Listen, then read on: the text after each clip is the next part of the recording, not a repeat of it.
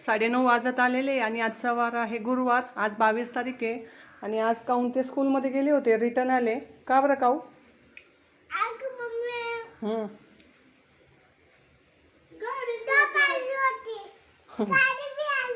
हां, गाडीच नाही. हां, कारण इथं जवळच गंगापूर डॅम आहे आणि गंगापूर डॅमला आहे ना सूर्यकिरण एअर शो आहे. त्याच्यामुळं आज गाड्या बंद केलेल्या आहे सगळ्या साईडनं. 10 ते 12चा टाईम आहे एअर शोचा. हां, तर आता आम्ही वर छतावर जाऊन बघणार आहे दिसतं का नाही. जर नाही दिसलं तर आम्ही उद्या बघू, जाण्याचा प्रयत्न करू तिकीट काढून. पण आता सध्या तरी आज छतवर जाऊन बघणार आहे, कारण तो 22 आणि 23 तारखेला आहे, 2 दिवस.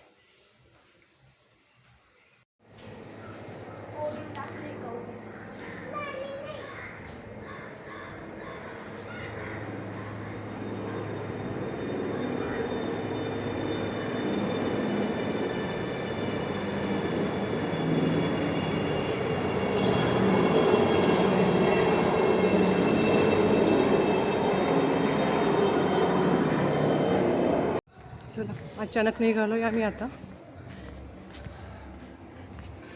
एअर शो बघायला.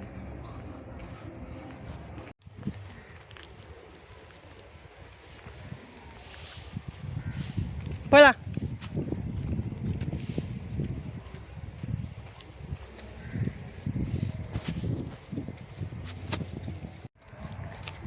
इकडं पण पार्किंग आहे आणि भरपूर ठिकाणी पार्किंग आहे तशी. आले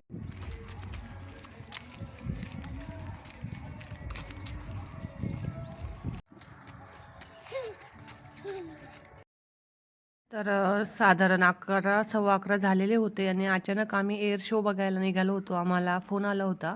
त्यानंतर हा जो एअर शो आहे ना गंगापूर डॅमला होता. एक 3 ते 4 मिनटाच्या अंतरावरती आम्हाला इथं गंगापूर डॅम जवळच आहे. त्यामुळं आता आम्ही पायीच निघालो होतो आणि भरपूर ठिकाणी अशी पार्किंग पण लावलेली होती आणि गेट नंबर वगैरे त्यांनी ठेवलेले होते. तर 5 ते 6 गेट नंबरला आम्ही चाललेलो होतो. आणि हे जे आहे ना तर हे गंगापूर डॅमचे MTDC एरिया आहे. तर हा आम्ही फर्स्ट टाईम बघितला. त्यानंतर सर तिथे घ्यायला आले होते आम्हाला, तर आम्ही सरांसोबत आता गेलो आहे बघायला. तर खरं तर वातावरण खराब झालं होतं, त्याच्यामुळं एअर शो जो आहे ना त्याला लेट. साधारण एअर शो बघण्यासाठी जी पब्लिक आहे ना ती 30 ते 40 हजार येण्याची शक्यता होती. आणि डॅमच्या पूर्ण साईड नाही ना तर चेअर वगैरे ठेवलेले होते आणि याच्यासाठी तिकीट पण होते खरं तर, आणि प्रत्येकाचे तिकीट अलग अलग होते. तर तिकडं समोर पण डॅम आहे भरपूर मोठा. तर गोल साईडनं सर्वकडं पब्लिक जी आहे ना ती बसलेली होती. आणि आम्ही एकदमच अचानक निघाल्यामुळे आम्ही काही टोपी पण आणली नव्हती आणि चष्मा पण आणलेला नव्हता, कारण आमचा तसा काही प्लॅन नव्हता. तर अचानकच आम्ही निघालो, त्याच्यामुळं घाईघाईमध्येच निघालो होतो खरं तर. तर हा जो शो आहे ना खरं तर चित्तथरारक असा शो होता आणि खूप सारी पब्लिक पण आलेली होती. तर इकडं खालच्या साईडला डॅमला आहे ना तिकडे भरपूर सारी पब्लिक होती. इथं थोडंसं ऊन लागत होतं, त्याच्यामुळं पब्लिक थोडीशी इकडं कमीच बसलेली होती. पण इकडं खालच्या साईडनं भरपूर सारी पब्लिक आलेली होती.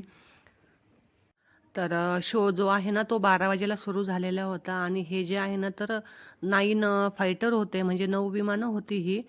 तर प्रत्येकाचे जे शेप आहे ना तो अलग अलग होता. आता हा जो शेप होता तर हा डायमंडवाला होता बहुतेक, माझ्या लक्षात नाही एवढा. तर एकदम असे समोर जाऊन येत कुठं एक होत होते, पण मग 1-2च मिनिटामध्ये परत दुसरं काहीतरी नवीन ते घेऊन येत होते. तर परत आता तिसरी स्टेप त्यांची सुरू झालेली आणि सूर्य जो आहे ना नेमकी 12 वाजेला शो सुरू झाल्यामुळं सूर्य नेमकी डोळ्यावर चमकत होता.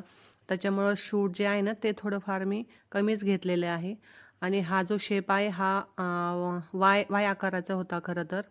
पण बघताना जो आहे ना तर अंगावाला असा काटा येत होता खरं तर.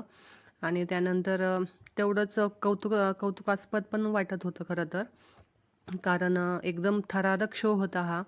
त्यानंतर परत 2 मिनिटानंतर आता हा जो शेप आहे माझ्या अंदाजी हा डायमंडवाला आहे. तो आधीचा कोणता होता माझ्या एवढं काही लक्षात नाही खरं तर.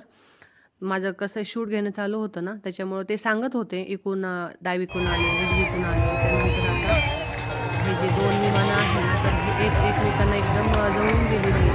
तर एकदम पण टच नाही झालेली आहे. त्यानंतर राऊंड शेपमध्ये गेलेली होती. खरं तर हा जो शो होता ना, तर हा 22 तारखेचा होता. त्यानंतर आम्ही दुसऱ्या दिवशीसुद्धा गेलेलो होतो. तर तो पण व्हिडिओ मी तुम्हाला शेअर करणार आहे यानंतरच्या व्हिडिओमध्ये. आणि त्यानंतर हा जो शो आहे ना, तर साधारण 10-1 मिनिटं चालला. त्याच्यामध्ये भरपूर सारे शो त्यांनी सादर केलेले होते. तर हे बघा, आता हे जे विमानं आहे ना, तर हे दोन्हीकडून 2 साईडनं आल्यानंतर एकदम टच नाही झाले, पण एवढ्या जवळून गेलेले होते ना, तर म्हणजे मी तुम्हाला शब्दात सांगू शकत नाही. खरं तर अंगाला असं एकदम शहारा येत होता बघतानी. तर सगळे असे बघत होते. त्यानंतर एवढे छोटे-छोटे मुलंसुद्धा आलेले होते. माझ्यासमोर जे मुलगा होता ना, मला वाटतं एक 3 ते 4 महिन्याचं ते बाळ होतं खरं तर. म्हणजे एवढे छोटे-छोटे मुलं पण आलेले होते. आणि नाशिकला जो आहे ना, तर हा शो फर्स्ट टाईम अरेंज केलेला होता खरं तर.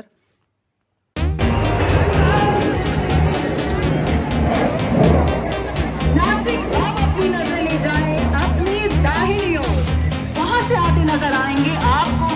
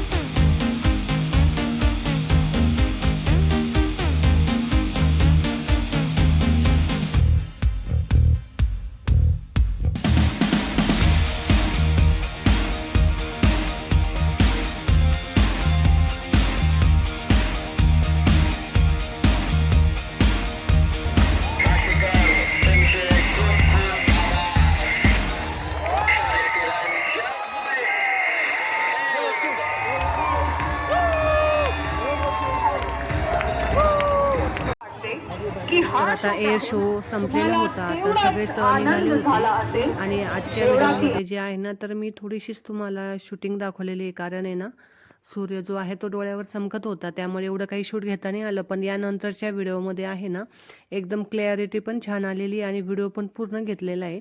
तर पुढच्या व्हिडिओमध्ये तुम्हाला मी एकदम डीपमध्ये दाखवणार आहे. तर आजच्या व्हिडिओमध्ये थोडं फारच दाखवलेलं आहे. त्यानंतर आता आम्ही सगळे निघालो होतो. इकडे खाली जे आहे ना, तर इकडं पण सगळी पब्लिकच होती. आता सगळेचे सगळे निघाले होते आणि एकदम ट्रॅफिक पण जाम झालेली होती. कारण गर्दीच तेवढी होती आणि 23 तारखेला पण तेवढीच गर्दी झालेली होती.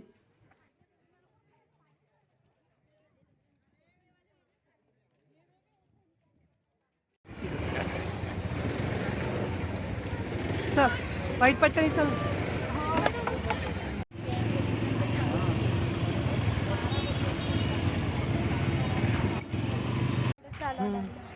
आलोय आम्ही आता.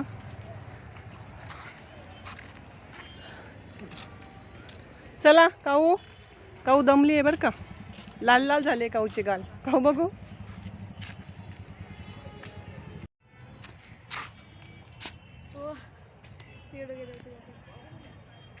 चला चला.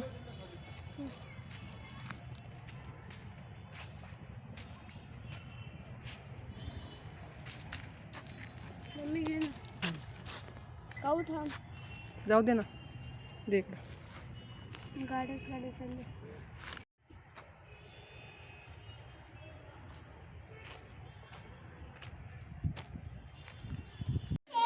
संध्याकाळचे 6 वाजत आलेले. काऊ आज बाप्पाचा बड्डे. एक 10-15 मिनिटं नाही झाले त्याला केस विचारून दिले. ते कसे झाले बघ काऊ. तुझे केस कसे झाले बघ. आज बाप्पाचा बड्डे. तू काय म्हणशील बाप्पाला. काय म्हणशील. हो का. नाही. कधी येणार आहे मग. काय तुझी फ्रेंड आहे का ती. नको लागन ते.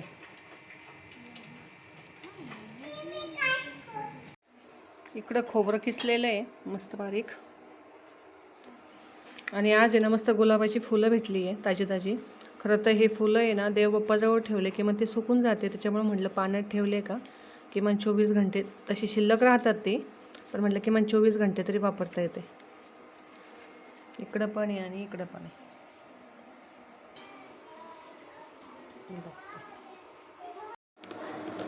इकडं गव्हाचं पीठ घेतलंय, त्यानंतर हे रवा टाकते साधारण 2-1 चमचे.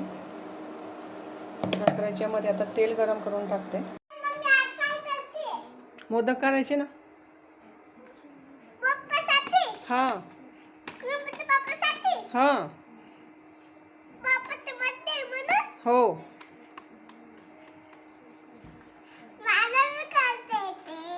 हो ना, मग तू पण कर. हां तोपर्यंत खेळ बाहेर, मी पीठ भिजवून ठेवते.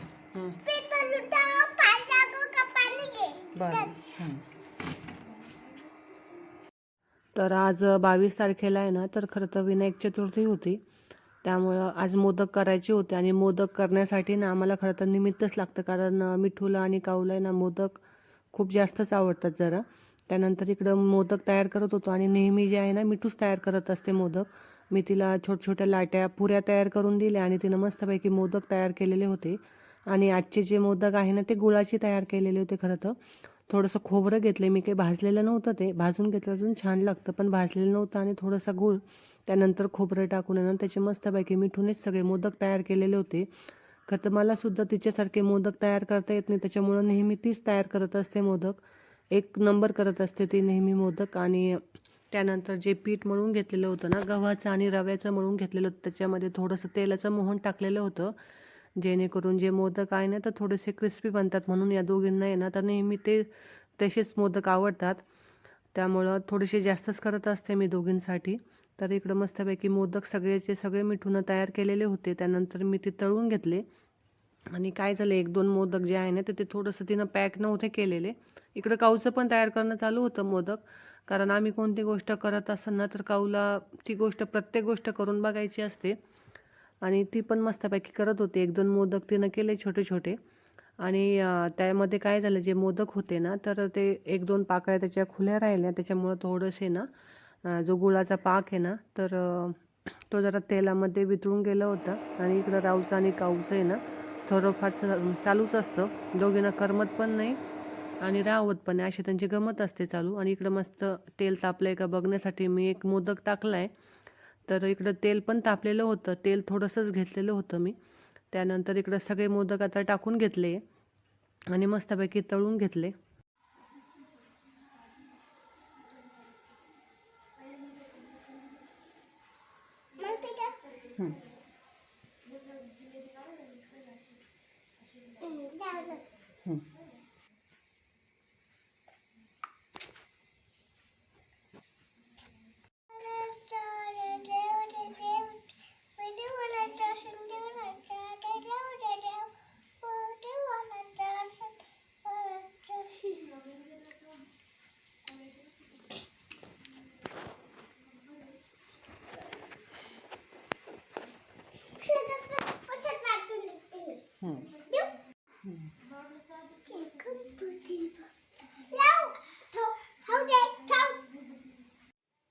आजचा व्हिडिओ इथेच एंड करते. व्हिडिओ जर आवडला तर लाईक, शेअर आणि सबस्क्राईब करायला मात्र विसरू नका. चलो बाय. कसं झालंय?